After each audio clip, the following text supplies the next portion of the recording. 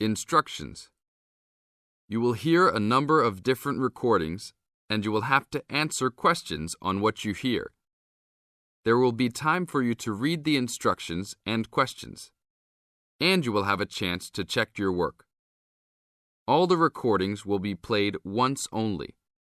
The test is in 4 sections. Write all of your answers in the listening question booklet. At the end of the real test, you will be given 10 minutes to transfer your answers to an answer sheet.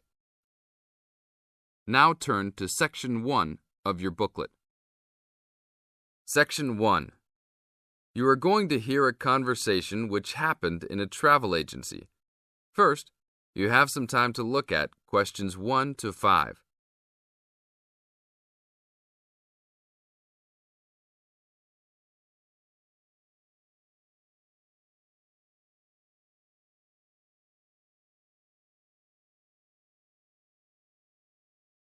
Before we start the test, look at the example of your question booklet and listen to the tape. Hi, I would like to make a reservation for a round-trip plane ticket from London to New York. Welcome to the student travel agency. London to New York. Let me see if we have any student specials for that flight. Yes, we do in fact. What days would you like to fly? I am looking for a flight around the 10th of October or so. In the tape, the man says he will fly from London to New York. Therefore, A is the correct answer. Now we will play the recording. Listen to the tape and answer questions 1 to 5. Hi, I would like to make a reservation for a round-trip plane ticket from London to New York. Welcome to the student travel agency. London to New York. Let me see if we have any student specials for that flight. Yes, we do in fact. What days would you like to fly? I am looking for a flight around the 10th of October or so. And how about your return date? Ideally, the 31st of October. Let me check our computers to see if these dates are available.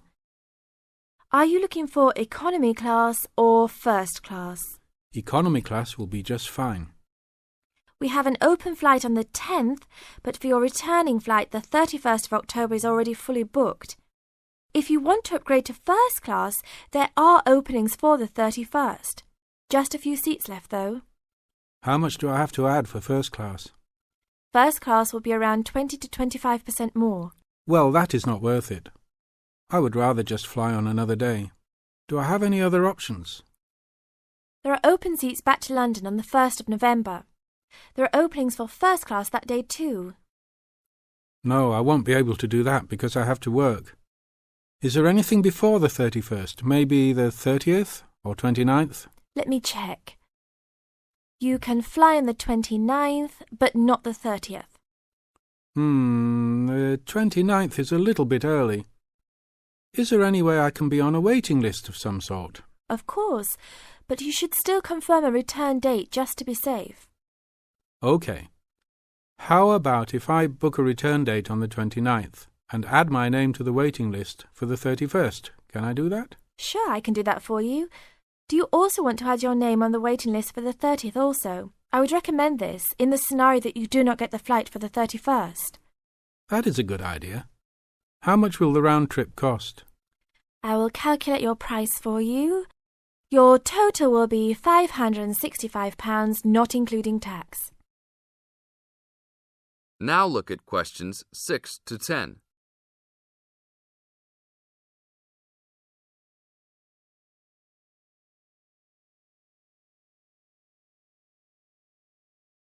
Now listen to the tape and answer questions 6 to 10. That's not too bad. Is there any discount for students? That is already including the discount. Without the discount, the price is easily over £600. OK, that sounds good then. Please put me down for those dates. I will need your information. Name and student identification number, please. Kenneth Conley, student ID 92123020. Your phone number, please. 87052109. Please tell me your mailing address. 354 Westchester Drive, London. Thank you very much, sir. How would you like to pay for the ticket? I think I will pay in cash. Well, you don't need to pay right now, just when you come to pick up the tickets. You will need to pick up the tickets at least 2 weeks before departure. That is no problem. One quick question. What happens if for some reason I need to cancel my trip? The student discount tickets are unfortunately non-refundable. However, if your cancellation is before 24 hours of takeoff time, then you can reschedule your flight for another day. If the cancellation is within 24 hours, then you forfeit your ticket. I understand. Well, thank you very much. I will see you next week. See you then. This is the end of Section 1.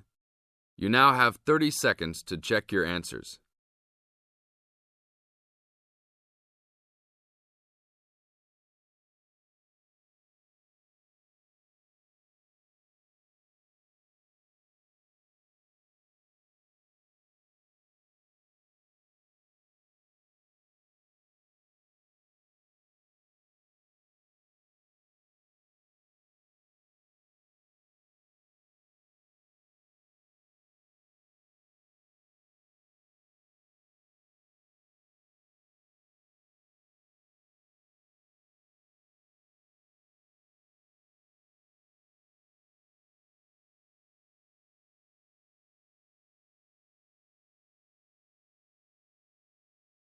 Now turn to Section 2. Section 2. You are going to hear a lecture about the Miners Hotel.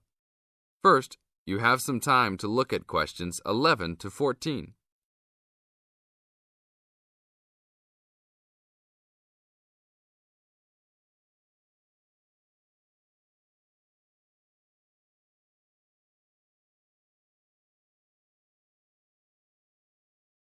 Now listen to the tape and answer questions 11 to 14.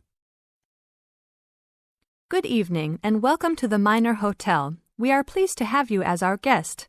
I will give you a brief information session to tell you everything you need to know to make this a pleasant stay. The Miner Hotel was built in the 1850s, during the Gold Rush period, also nicknaming our state the Golden State. People from all over the country and even from other countries came to seek their fortune here in these hills, creating cities overnight. In this city, many gold rush hotels soon opened up. This particular hotel was built in 1851, but was destroyed during an earthquake. It was rebuilt in 1995 to recreate the feel of the gold rush, complete with articles and actual photographs from during the 1850s. Our hotel is divided into 2 buildings, one called the Gold Tower and the other is named the Fortune Tower. You will be staying in the Fortune Tower on the 25th floor, complete with great views of the city.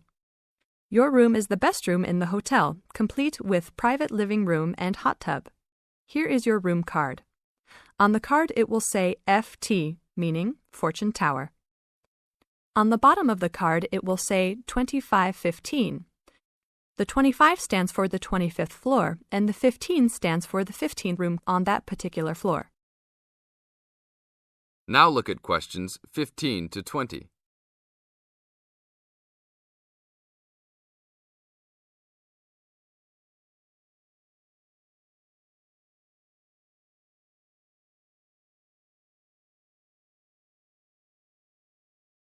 Now listen to the tape and answer questions 15 to 20.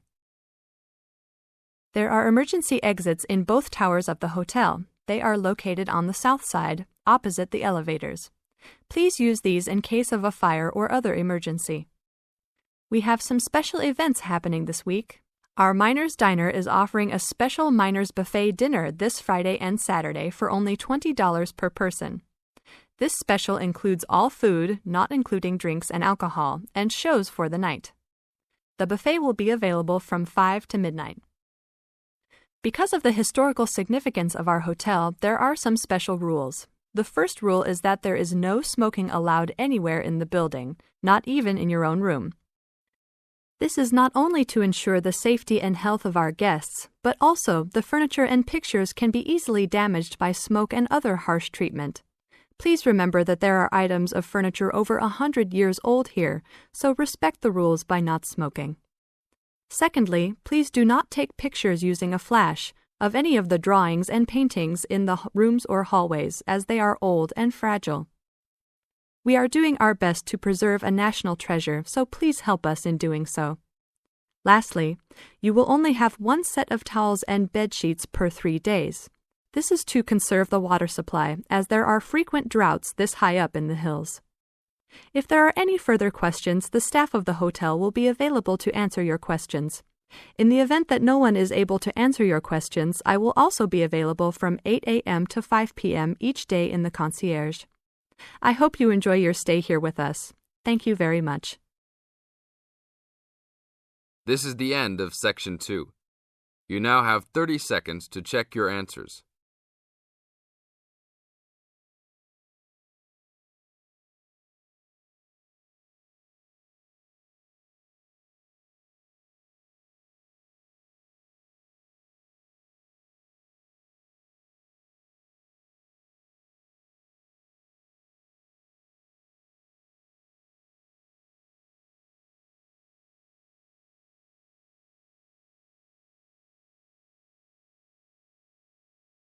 Now turn to Section 3.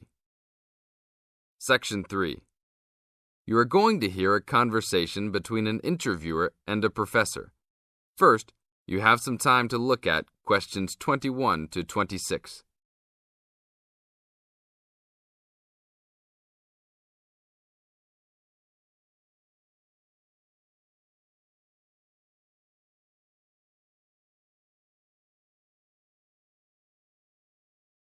Now listen to the tape and answer questions 21 to 26. Today I'm here with Professor Nittick, who is our new university president. He has been a professor for 20 years and teaches many of the best classes on campus. I know many of you have had him as a teacher and know of his brilliance. Good morning, Professor Nittick. Thank you for stopping by the student station. Thank you for having me here. It is always great to get to meet many of the students who are involved with our school. I haven't been here since 2 years ago. Yes, I remember at that time you were still teaching every semester. 2 years later, you're only teaching every once in a while. But it seems like you are still always busy. The administration world is just as busy as the teaching world for you. How do you stay in touch with the university, even with the change in your everyday duties? I try to stay in touch with what is popular with the university students. I usually spend time with as many students as I can. They usually give me insight into what the new concerns and beliefs are for the new generation. On top of that, I try to be as youthful as I can. I consider myself to be youthful, at least for my age. So I always have a good time and try to stay young. I try my best to not just be a teacher, but also participate in university life. Interesting. So, are you still doing lots of academic work, or are you mostly concentrating on administrative affairs? Well, I mostly do administrative affairs now, but that doesn't mean that I still don't have a very deep interest in academic matters. I often visit other campuses around the world and meet other professors in my field. I learn the most by travelling and seeing the different places of the world and the different fields of thought. I even did a television programme last month in Manchester. Will you be on television any time soon then? Well, you can call the television station and see if I will be on television any time soon. Maybe I will be on the news report. I don't think it is really that significant, though. Oh, really? That sounds great. I will remember to look out for you. Let's move on. With all your busy travelling recently, how do you find time for your personal life? I try to keep my university life separate from my personal life. Sometimes it's hard to find time to just take my wife and 3 kids out for a family dinner, but usually we all manage to get together every few days. I'm taking a few weeks off next month to take my family down to South America, to Brazil for a few days. I can't wait to just sit on the beach. Wow, that sounds like a wonderful trip. Professor Nittick, could you tell the audience a little about what goes on in an average day of a university administrator? An average day. Oh, I don't think there is such thing as an average day for me. The last few weeks I've been travelling all the time. I can be in Los Angeles in the morning and in New York by the afternoon and back to Los Angeles by the evening. Sometimes I will spend the whole week at a new university, showing the new administrators the ins and outs of running a university. Sometimes I can spend the whole day in the office on the phone. So there really is no average day for me. I guess that is because I do so many different tasks. Sorry to let all the viewers down, but that is the plain truth. Now look at questions 27 to 30.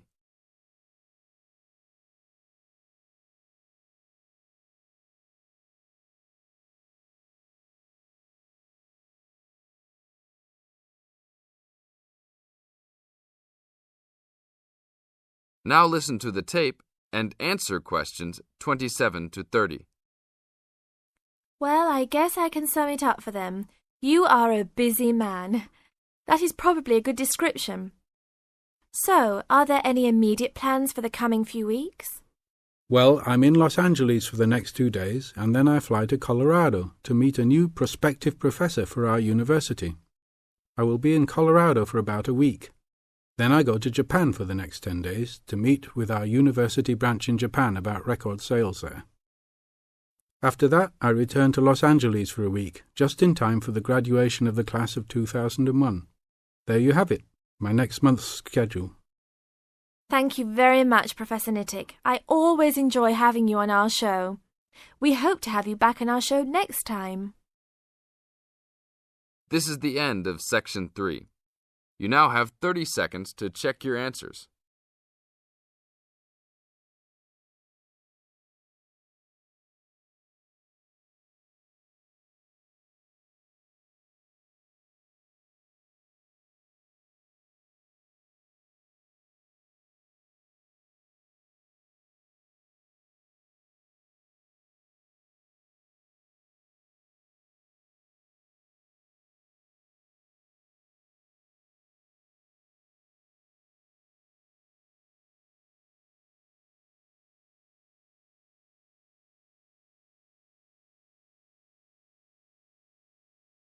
Section 4. In this section, you will hear a talk given by Don Parker, an expert on computer security, about the computer criminals. As you listen to the talk, fill in the gaps numbered 31 to 40. First, you will have some time to look at the notes below.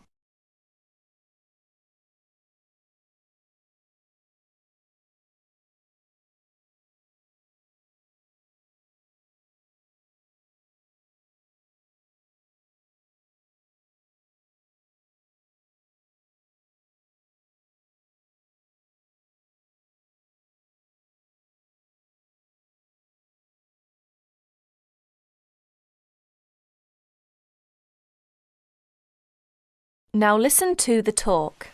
Hi there. As an expert on computer security, my job is to oversee and analyse the phenomenon in computer users.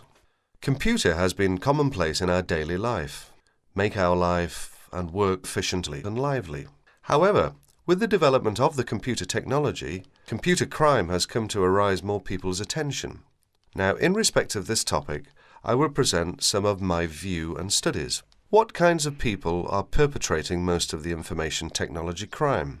According to my research, over 80% may be employees. The rest are outside users, hackers and crackers and professional criminals. It is amazing that employees amount for this large portion.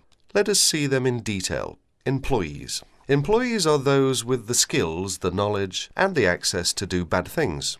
Dishonest or disgruntled employees pose a far greater problem than most people have realized. To most supervisors and some experts, they worry that dishonest employees or outsiders can more easily intercept communications or steal company trade secrets. Workers may use information technology for personal profit or steal hardware or information to sell. They may also use it to seek revenge for real or imagined wrongs, such as being passed over for promotion. Sometimes they may use the technology simply to demonstrate to themselves that they have the power over people. This may have been the case with a Georgia printing company employee convicted of sabotaging the firm's computer system. As files mysteriously disappeared and the system randomly crashed, other workers became so frustrated and enraged that they quit. Outside users. Suppliers and clients may also gain access to companies' information technology and use it to commit crime. With both, this becomes more a possibility as electronic connections, such as electronic data interchange systems, become commonplace. Hackers and crackers. What are hackers? Hackers are people who gain unauthorized access to computer or telecommunications systems for the challenge or even the principle of it. Crackers also gain unauthorized access to information technology, but do so for malicious purposes. Crackers attempt to break into computers and deliberately obtain information for financial gain, to shut down hardware, pirate software, or destroy data. The tolerance for hackers as the benign explorer has decreased. Most communication systems administrators view any kind of unauthorized access as a threat, and they pursue the offenders vigorously. And educators also try to point out to students that university cannot provide an education for everybody if hacking continues. Professional criminals. Members of organized crime rings don't just steal information technology, they use it in a legal way as a business tool, but for illegal purposes. For instance, databases can be used to keep track of illegal gambling debts and stolen goods. Drug dealers have used pages as link to customers. Microcomputers, scanners, and printers can be used to forge checks, immigration papers, passports, and driver's licenses. Telecommunications can be used to transfer funds illegally.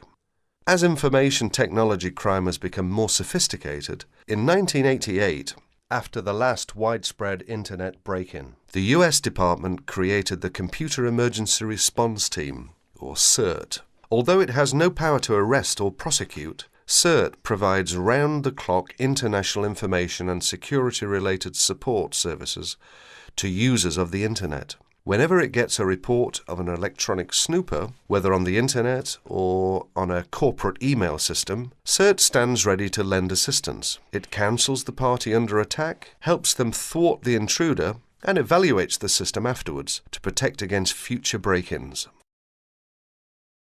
That is the end of section 4. You will have 30 seconds to check your answers.